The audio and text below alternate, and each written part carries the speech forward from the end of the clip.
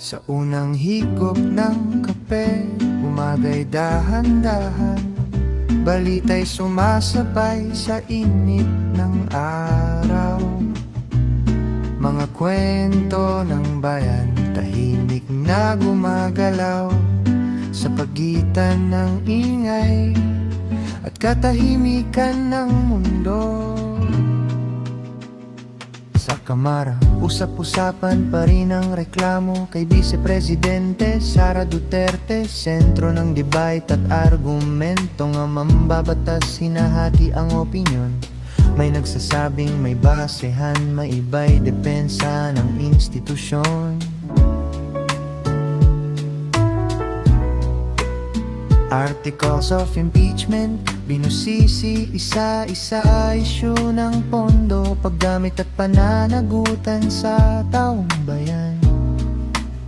Habang ang Senado naghahanda kung sakaling umabot sa paglilitis na maaaring magtakda ng bagong yugto.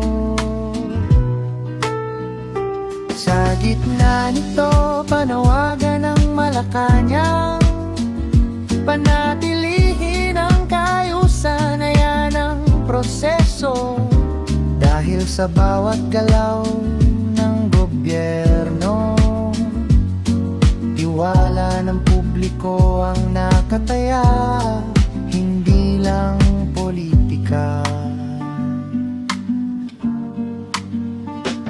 Sa merkado, pagyang gumaan ng pakiramdam, may rollback sa diesel at gasolina, konting pahinga sa bulsa ng bayan. Pero sa palengke, nananatiling mataas ang presyo. Bigas at gulay, dahan-dahang gumagalaw pataas, ayon sa Bangko Sentral ng Pilipinas.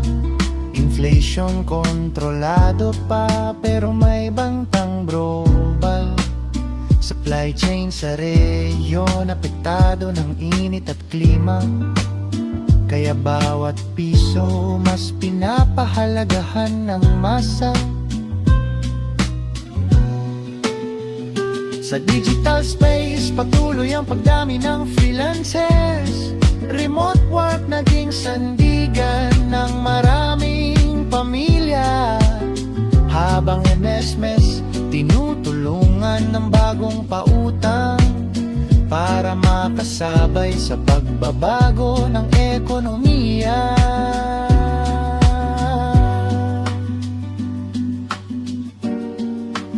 Sa tennis courts ng Europe, umaangat si Alex Iala. Matapang na laban kontra mas mataas ang ranggo. Kahit hindi pa finals, bawat set ay patunay na ang Pilipinas may boses sa global tennis stage. Sa basketball, nag-anunsyo ng bagong training pool ang Gilas Pilipinas. Mas batang lineup pinaghahanda para sa susunod na qualifiers. Focus sa speed, chemistry at modern playstyle. At sa volleyball scene, lumalakas ang suporta. Sa PBL rookies na unti-unting nagiging bida. Hindi lang veterans ang inaabangan ngayon, kundi bagong henerasyon na handang sumalo. Sa pelikula, usap-usapan ng bagong proyekto ni Nadine Lustrem, indie feeling na may social themes. Mas tahimik, mas malalim ang kwento na tumatalakay sa identity at modern struggles.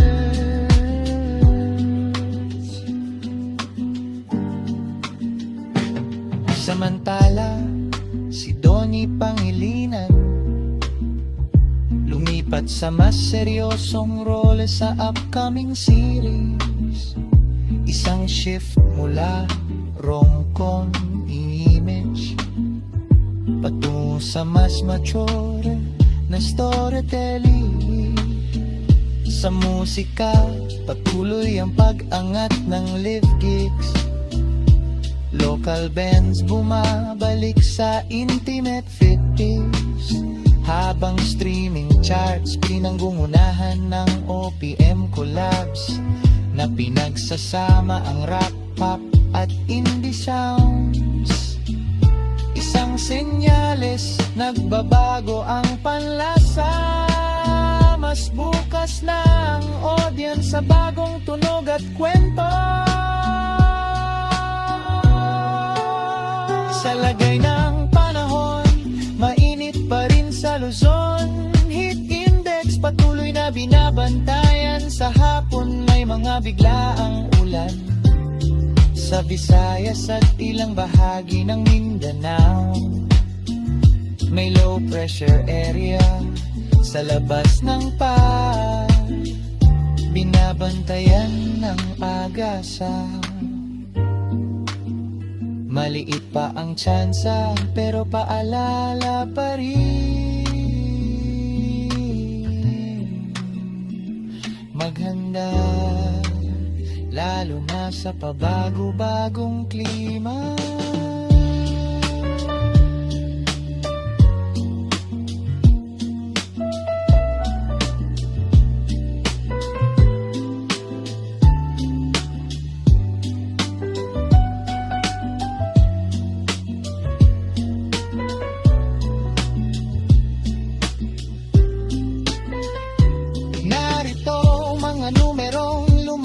Kagabi, narito ang mga nurang lumabas tababi.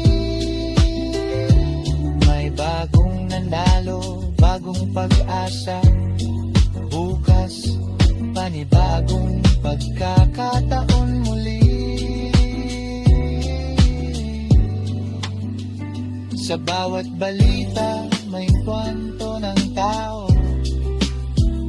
Sa bawat numero, may pangarap na buo. Habang kape lumalamig sa tabi ng bintana, ang mundo'y patuloy sa kanyang pag-ikot pa. Hanggang bukas ulit sa parehong himig, kape at balita. Sa umagang tahimik.